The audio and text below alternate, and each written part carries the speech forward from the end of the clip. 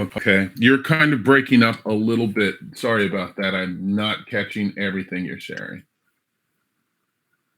Oh yeah, So, my internet's kind of wonky right now. yeah, that's everybody, right? It's like weather and everything, it's like, oh crap. Um, Yeah. okay. Yeah, we'll carve out some time at the end of this, as time permits, to talk a little bit about kind of what's known as organic growth and how you can make that happen too. Because I know you have some modest Okay. expectations of what you'd like to see happen for your team this year. So, everything that you Yeah. want to have happen is absolutely achievable. It's just a matter of a strategic path to get there. So we can definitely talk about that. We're going to give it one more minute and then we'll get started. Okay. All the heads are still trying to figure out where they want to be. Yeah, I'm just ridiculous. I get up so flippin' early that it's I'm just so used to being up at a certain hour that anything beyond it just seems super late. It's like, oh my god, it's 10 o'clock. 10 o'clock. I've been up for 4 hours already. What do you mean 10 o'clock? So yeah, throwback from when I was actively practicing, each and every day. So all right, where are we? We'll wait till 11:04, then we'll get started. Hey, Okay. Jovan. Yeah, I'm sure you laugh at me every morning when I complain about it being 8:30. No, I don't laugh. 8:30 is respectable in that sense. So, it's like, at least it's between that business hour. But I do think about agents who don't get up during the business hour. Like, we have a couple of our agents who don't get up until like 10:30-ish. But then they say, yeah, but I work late at night. And I always scratch my head because I'm going, okay, you work late at night, but what? Because there's no clients you can talk to. Oh my gosh. Yeah. I'm going to be a little bit quiet today, D. I'm driving and it's coming down pretty hard. So okay, it's all good. I can hear the rain on your windshield, man. Wow. Okay. All right, let's get started. Okay, so guys, I think we're all aware, hyper aware, as a matter of fact, of everything that is going on in the world. Jovan just was talking about our weather patterns. And by the way, it's not just our weather in the state of California. Nationally, we're having weather conditions. Not in all markets, but certainly we're having weather conditions everywhere. And there is not only an impact personally on people, but it changes business models and such. I know of several companies in the Bay Area that have shuttered their doors until the rain lets up completely. Just because it's keeping your doors open is abysmal, from a business standpoint. I mean, some businesses like us, we weather through whatever it is, whatever condition is necessary. And so in order to align with our consumer population, I thought it was important that from a team leadership perspective, from a team leader, it's important to understand how to thrive in difficult situations. We don't always have the tools necessary, so I think this is a good start. So one of the things that we want to think about in a difficult time, and if you think about a bigger picture or more of a macro, is something like real estate. So when I got into real estate, the big industry at the time was aerospace. The aerospace industry was huge. It was, essentially like the tech industry. Everybody wanted to be in aerospace. That's where all the good jobs were. All the collateral industry focused on aerospace. And when aerospace crashed, it crashed hard. That was in the early 90s. It crashed hard and it was devastating for a lot of people. But it's kind of like a phoenix. Out of the rubble, out of the ash, a new opportunity arises, a new bird, which is the phoenix. And so the same is true in real estate. So we talked about this a bit this morning. Year over year in real estate, for the last 10 years or so, we've experienced growth. And that growth was somewhat unprecedented. Um, this is the first time in about 10 years that we haven't realized year over year growth. We've seen a decline in real estate. Part of that was based on artificial numbers that were baked into real estate because there was so much demand for real estate post recession, and houses were relatively inexpensive in the early recovery of post recession. That people were jumping to get into real estate. They'd been on the fence, on the sidelines for so long. Interest rates were favorable, in the fives and the sixes. People were happy to get into real estate. And opportunities that existed didn't exist before. Well, that started a 8-year trend of nothing but increase. We saw year over year increase. The demand started getting higher and higher because the inventory wasn't as flush as it had been in previous years. Builders weren't exactly meeting demands, which is historic for builders. And that's what created the market that we saw through COVID. COVID was literally that high point to where we saw so much demand. We were seeing so much money, real money, travel through real estate. So, nothing new. We all know that was the cycle. That's how we got there. Now that we're starting to experience adjustments and corrections, what are the things that we need to do to keep our businesses moving forward, right? We can't just pull up and sit on the sidelines and wait till the rain stops or wait for a brighter day when the sun's out or anything like that. We have to keep working. I mean, conserving our resources is the key for our survival. That's how businesses continue to keep their doors open, is they look at what they can jettison, things that are unnecessary. So we'll talk a little bit about that. So as a team leader, you need to position yourself to receive the benefits of a down market, because your competition's absolutely going to go, yeah, we're going to wait. We're aligning with our consumers. We're going to wait until we see more activity. We see more this and this. So that creates these bad years for us as realtors, or these bad months. So this is a great way to avoid that. Obviously, looking for opportunities. It's time for you as team leaders, as great practitioners, to rethink, regroup, and renew what these opportunities may look like. So some of these opportunities that you want to consider are reviewing your strategy. So all of you have heard me talk about business planning ad nauseum. You've heard it day over day, week over week, month over month, quarter over quarter. What does your business plan look like? It's that absolute live thing, the thing that you wrote down on a piece of paper, on a napkin, on the back of your kid's spiral notebook, however you wrote it, complicated or simple. It's time to relook at your strategy. What is your goal for the year? How are you planning on getting that business or achieving that goal? What are the steps you need to take to make sure you're meeting that goal week over week, month over month? So it's defining the expectations you are meeting, and then adjusting or deleting the ones that you're not. So when we create our business plans, we create these lofty things, and it all sounds good. I want to make $800,000 this year, and I want to own a jet. And we have all these things. We just kind of mentally dump out all of our aspirations and ambitions in this thing that we call our business plan or our strategic development. And you may hit some of those things, and some of those things are eating up your resources. Like you may have expanded your market beyond what you can realistically cover as an individual. So this is that opportunity to kind of look at the markets that are actually feeding you right now. Look at the client base that you're working with that are actually producing deals for you versus the ones that you hope to get into. So let's say you're in a mid-level market.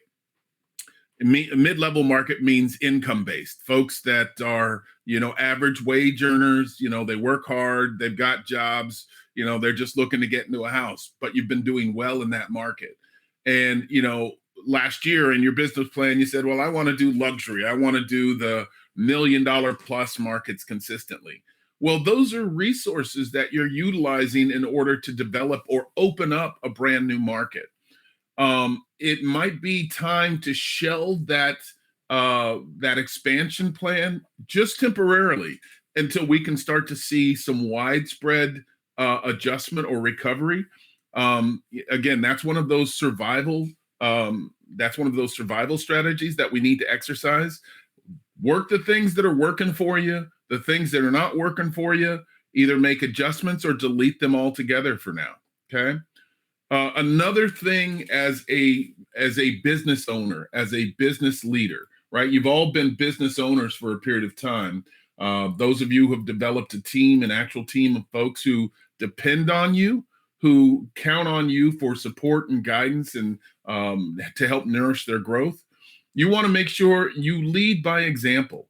You want to actively pursue new business yourself. I mean, if you're someone like me who's been in the business a long time, I've had teams that have absolutely done the work. I've owned companies that have done the work. I've led companies that have done the work. I kind of sat back in a sense because that was not my immediate role.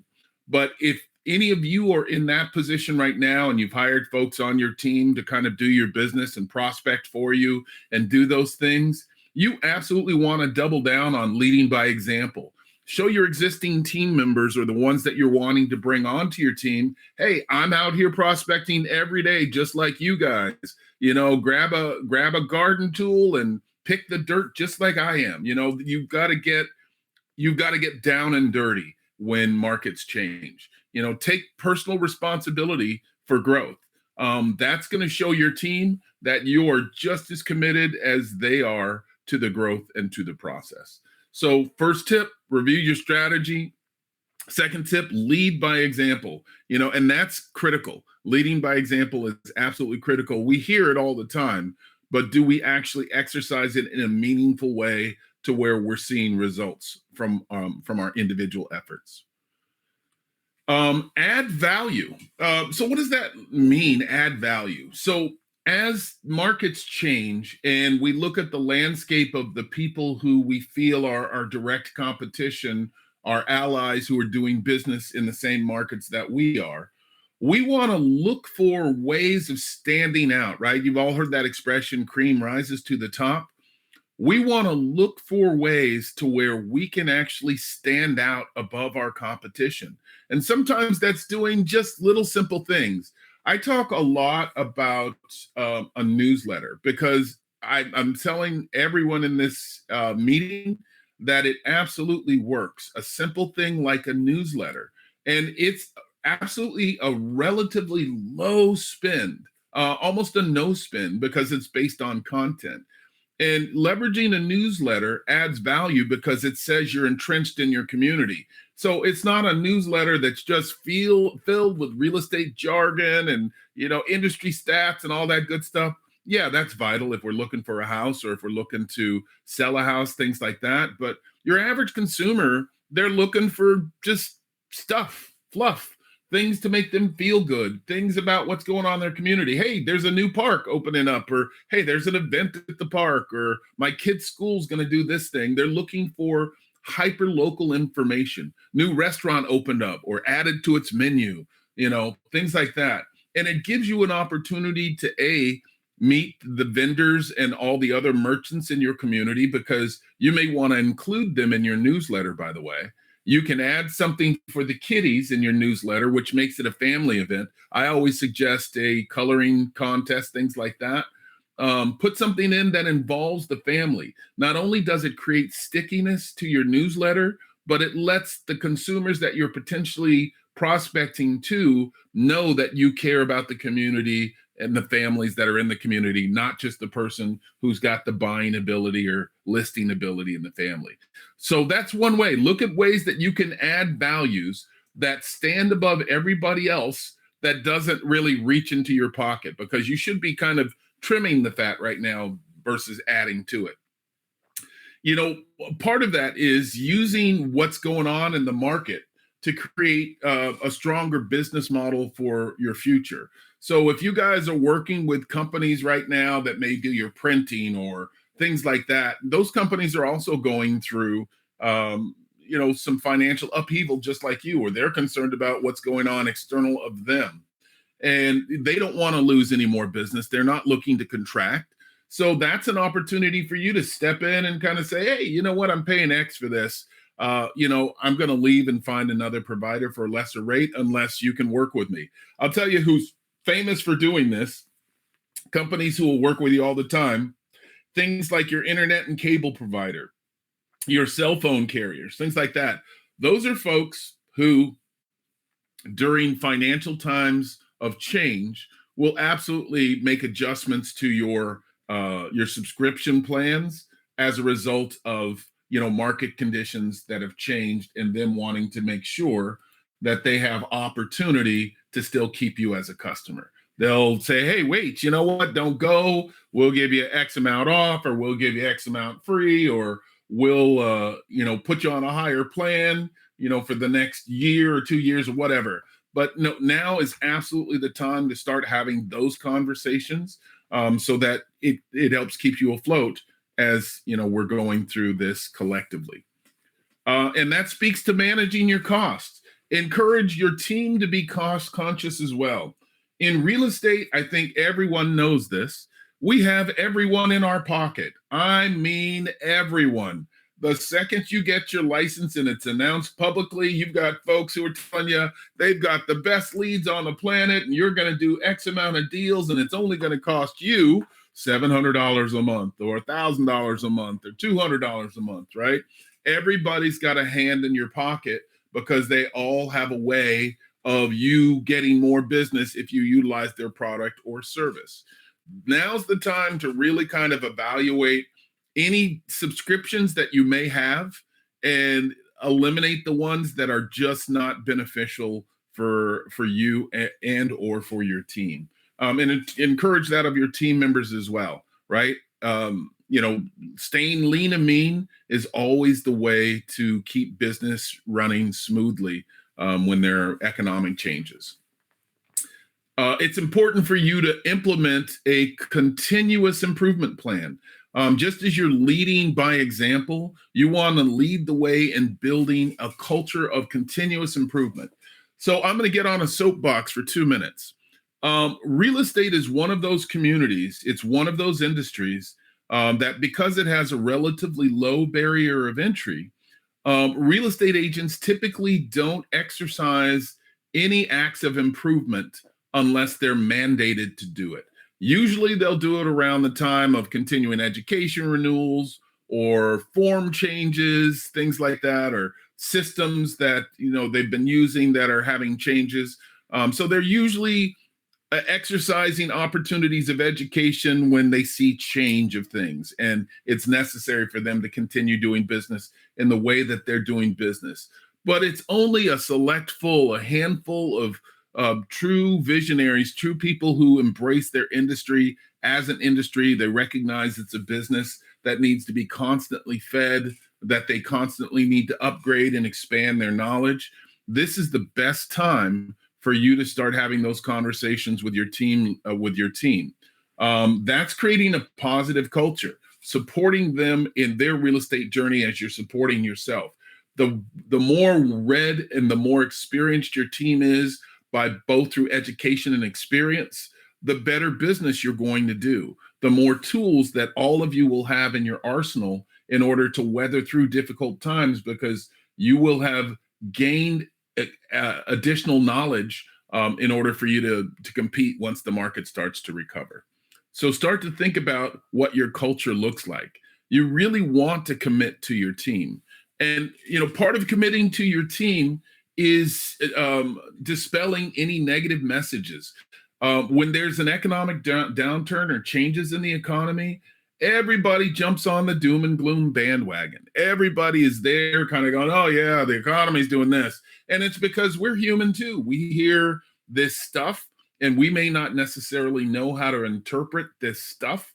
So we start to align with the negative messages that exist, not only for ourselves, but for our team. Yeah, you're right, it sucks. And then we all are on the excuse train, kind of going, oh, it's not me. It's all this stuff that's going on around me. Yes, this sucks, right? But we know that's not true. Even in the worst of times, people do exceptionally well. We see that people are losing their jobs, or unemployment rates are changing. personal and corporate bankruptcies. We just went through this thing with a couple of big banks that failed.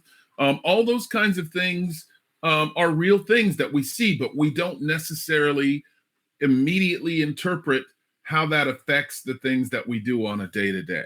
So, again, negative messaging is huge. Negative messaging can weaken the morale of both you and your team and you, and people around you.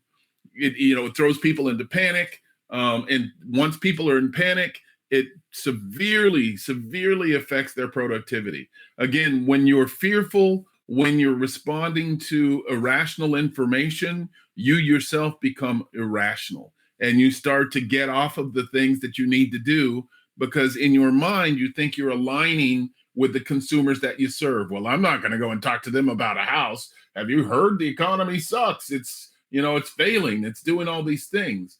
And that panic, again, creates loss of business, and loss of business translates to loss of revenue.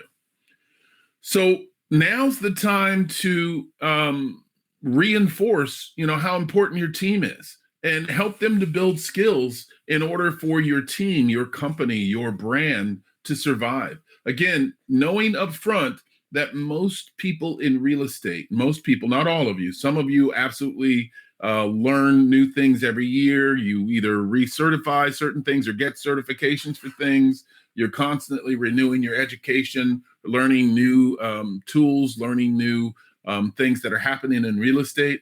This is the time to encourage everybody on your team to do the same. And that's really leading by example. That's really establishing a culture of growth, supporting them on their real estate journey. And by doing all of those things, that supports your business as well. Everybody wants to be in a good company that's continuing to move forward, that supported them when times were rough and stood by them. Those are all the things that you're wanting to do as a team lead. And guys, I get it's tough. It's tough to do. Because like I said, we're human at the end of the day. We all worry about the things that'll affect us. Am I going to be able to keep the lights on? Am I going to be able to feed my family? What's this going to mean in the long term? Am I going to have to minimize my team as a result of all these things going on? So investing time in leadership skills training is also crucial too. The more your team understands how to lead, that actually allows them to be with you, but independent of you at the same time, which allows for more productivity to happen. The better it is for you and your team. Retain your best people. I'm not saying get rid of people because they suck or they're not doing what you want them to do, but don't cut back on attracting quality people. So in these times when we're looking at being budget conscious, and we're looking at how our teams are shaping up and, what's working for us and what's not working for us, you want to continue to reach out and show that, people who are interested in joining you as a leader, that they're going to have a quality leader that actually understands the journey, that there are ebbs and flows, ups and downs in any business model. So you want to continue to attract those people by growing your team, particularly when it's a down market. You'll have true evangelists, true supporters when the market starts to readjust and, start to make gains. Make every effort to retain the folks that you really appreciate on your team right now. Treat them with dignity and respect. Constantly make sure that they know that you appreciate everything that they do for you, and that they're out there working just as hard as you are to make business continue to happen. It's a good opportunity as well to tackle the folks that you appreciate on your team, but that aren't performing as well as you'd like them to perform. Some of that has to do with improper training, inexperience in the industry, uncertainty as to what they should really be doing versus the things that they are doing, right? And that happens in any organization, large and small. But for you as a team leader, it's critical for you to have regular reviews of all of your team, not just your performers or your non-performers, but everybody on your team, so that there's a constant alignment of the goals that are set. They need to continue to hear your vision, and you need to continue to reinforce your vision. Keep in mind, guys, that's not braggadocious, that's not conceited. You're the team leader. In other words, you were the founder of what that organization looks like. And because you're the founder of that organization, it's critical that you continue to reinforce its mission. You continue to, sell the big picture so that they understand, and you continue to redefine the expectation and the roles for everybody on your team. So those ones who aren't meeting your expectations, it's an opportunity to create some additional training opportunities or provide them with additional resources so that they can begin to make adjustments, right? That's some of the beauty of being in a market that is not as active, because when we've got a super active market, there's no time to do anything. You just basically go, all right, guys, get out and do your best. Bring me bread, bring me meat, you're out there. You want them to be out there and capturing as much business as possible. And it's not that that's changed. It's just that it's given you an opportunity of pause to where you can go, okay, it's a good analogy would be like a race car driver. Race car driver, they don't come into the pit stop until something's necessary. I need tires, I need brakes, I need gas, whatever it is. But then if there's an accident out on the track, then they can all come in and they've got a few extra minutes to regroup and check things to make sure all systems are working in the best way possible. That's essentially what you're doing when you're tackling your poor performance. It's absolutely a way of building a motivating workplace. It's important when we're in this market and as team leaders that we are constantly motivating our team. It's a continuum. It's a constant. Like we were talking about the negative messaging earlier, it's easy to fall into that negative messaging trap. Very, very easy to fall into that trap. And as we fall into that trap, we begin to align with the negativity, and then everybody's negative, and then productivity is completely out the window. You need to give a motivating something every day or every week to your team to let them know that, A, I'm still by your side, but, B, you still got to go out and do the thing. I'm right here with you, but I know it sucks, but we still got to go do the thing, right? Any of you who are sports fans, you know that this happens in sporting events all the time. No matter what your sport is, it happens all the time. There was in the Super Bowl this year, whether you watched it or didn't watch it, there was a team that was behind. Their leader had a hurt ankle and was suffering. And at halftime, they were severely impacted and they were behind. They came out of halftime, obviously highly motivated by their team leader. They came out and not only reversed how much they were behind, but ended up winning by a significant number. So it's really understanding the process of motivating another person. And I can do another session on the art of motivation, which will allow you to, again, really be a standout and a stellar team leader. And again, it takes practice, guys, but right now you've got some real opportunities. So take advantage of these things. Just as we were talking about the negative messaging or the negative energy, and negative energy is super hard to fall into, right? It's that old adage of misery loves company. When one person is miserable, you want to find other people who are miserable. That makes you feel better. It makes you feel less isolated. It lets you know that other people sometimes feel the way you do, or maybe feeling the way that you do right now at this point in time and space. But just as negativity attracts those negative molecules around it, so does positivity. Good leaders provide hope and they provide vision, right? These are two qualities that can keep your team afloat. It can keep you going even during the toughest of times. People always need someone that they can trust, or someone who inspires them and knows how to get things done at the end of the day. As a leader, it's important that you prioritize some of these things, like expecting great things from your people.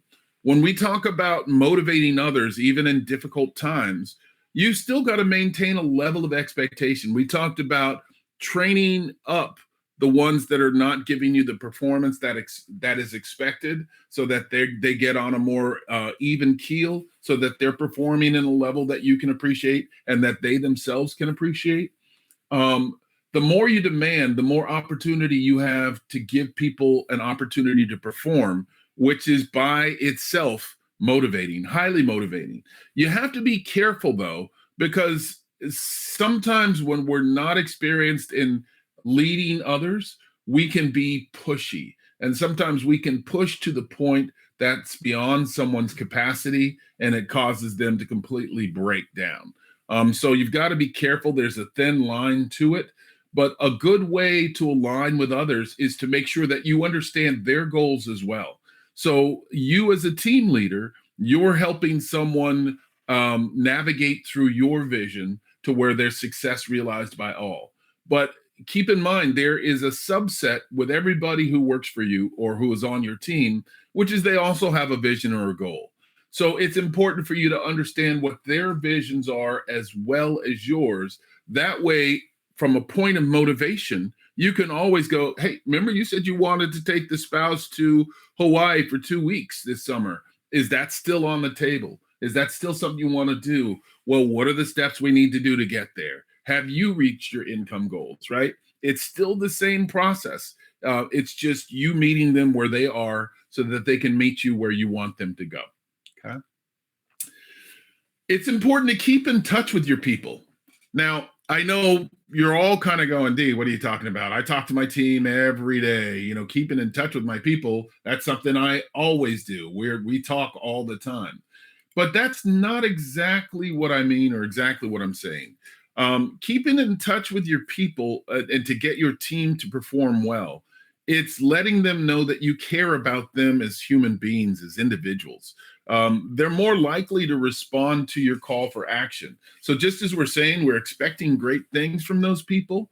Well, if we're not aligned with them as human beings, as people, if we don't clearly understand what motivates them or what their needs are in this tough time, it's just going to look like you're desperate. Well, sure, you want me to do that because it affects you, but you really could care less about how it affects me or where I'm going or how I may be failing or struggling.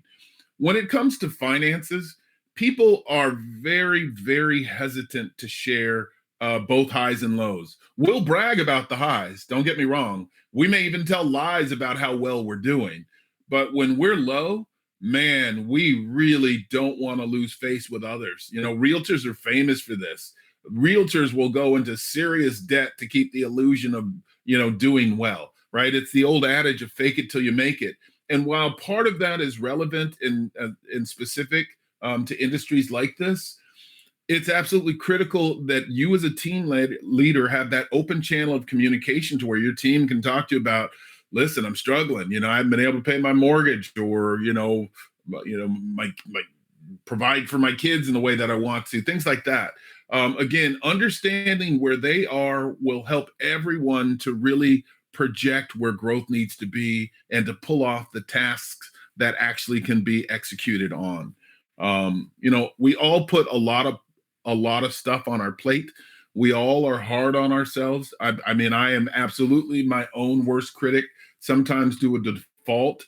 And sometimes it can be so daunting that it cripples me and creates inactivity. We put that kind of pressure on ourselves.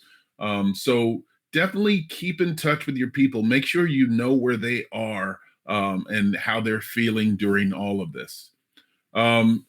Be visionary, right? It's so critical that you maintain the big picture. Stay focused on where you're trying to go. Manage all that to the best of your abilities. Again, if you go through those steps of taking the things off the plate that aren't being met or that aren't critical to really kind of realize your vision, then do it. If you're running a bare bones car, run a bare bones car. You know what I mean? It's still the same engine.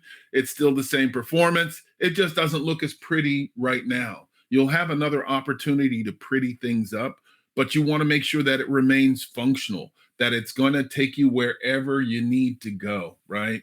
You could have a pretty car that's sitting alongside of the road because you can't afford gas or to maintain the engine. It's better to have an ugly car to where you can keep it up, you can put gas in it. It's just not pretty right now. Okay. And so some of your businesses may need to be scaled back in order for you to see some growth or some potential.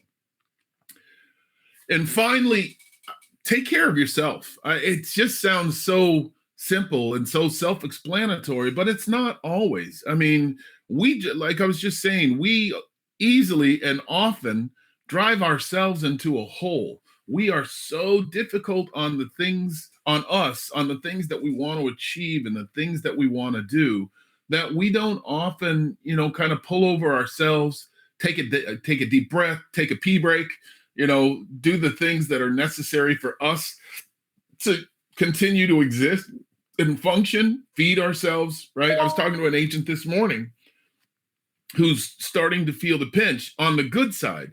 He's been having so much business lately, and he has a bifurcated business model. So they do a secondary thing in their business as well, which has been super active right now. But, he doesn't take any time for himself. He just continues to go.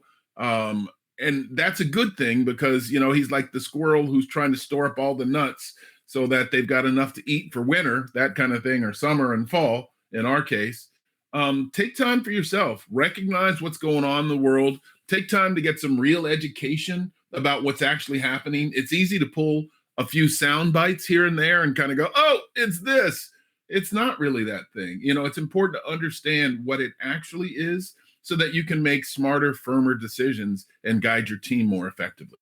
If you've got concerns yourself, find allies who you trust. Your managing broker, your mom and dad, your best friend from high school, people that you can get something positive from. Share that and build a network of people who you can talk to.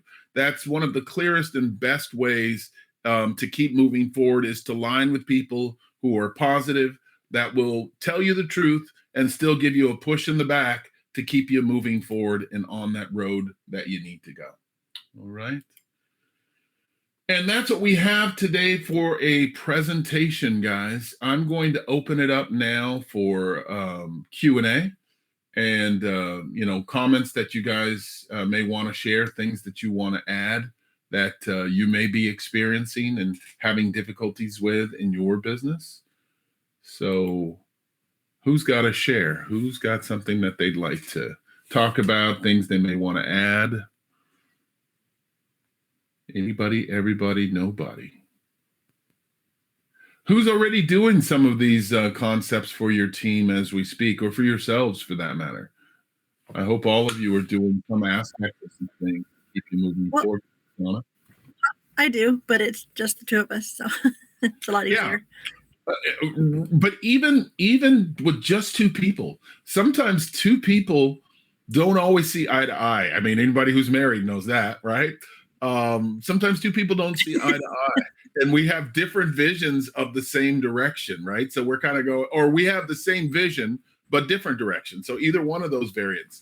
So, managing two and keeping it on track, even with a spouse, right? How hard is it to kind of go, no, we're going to do this thing. We agreed. Yeah, but yeah, but is that operative phrase, right? Yeah, but, it's tough.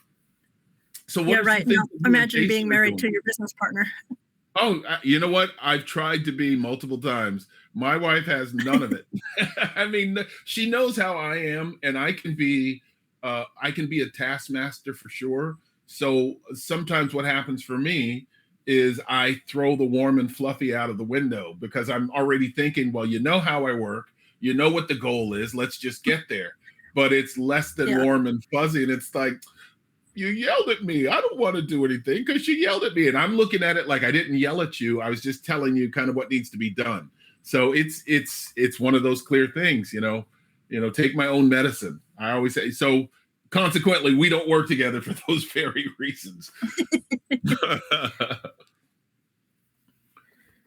Anybody else work with a spouse as a business partner? Interestingly enough, though, spouses are one of the most successful teams I've ever seen. part of the reason is We bounce spouses. off. Say it again. I have lag. Oh, I said we bounce off each other very well. Absolutely. And part of the reason is because not only are you aligned in business, but you're aligned as life partners as well, right? You've got a common goal for your life direction, and this is an augmentation of your life directions, which is why husband and wife teams historically do really well in real estate. When we bring others onto our teams that are not, family and or friends, it gets a little bit more difficult because right off the bat, if we're not a super strong team leader, they struggle to see what you're bringing to their table. And it's not about you. It's not about them not liking you. But when it comes to leading others like to be led, if that makes sense, right? They like to know that there's someone who they absolutely can go, okay, and then I turn left. Okay, not, are you sure we turn left? Because this doesn't look like the right road, right? Yes, it's left. It says it on the map, turn left. They want to make sure that the leader absolutely has an understanding and a vision of where they're going, for sure. So, anybody else? Any issues that are going on with you, your team, your business right now? Who's starting to see some activity, good activity in their markets right now based on changes in the economy? The one thing I heard just this morning, which I think is positive and negative in a way, is because we just went through this major bank collapse, and we happened to be a part of that. And thank God we pivoted very quickly.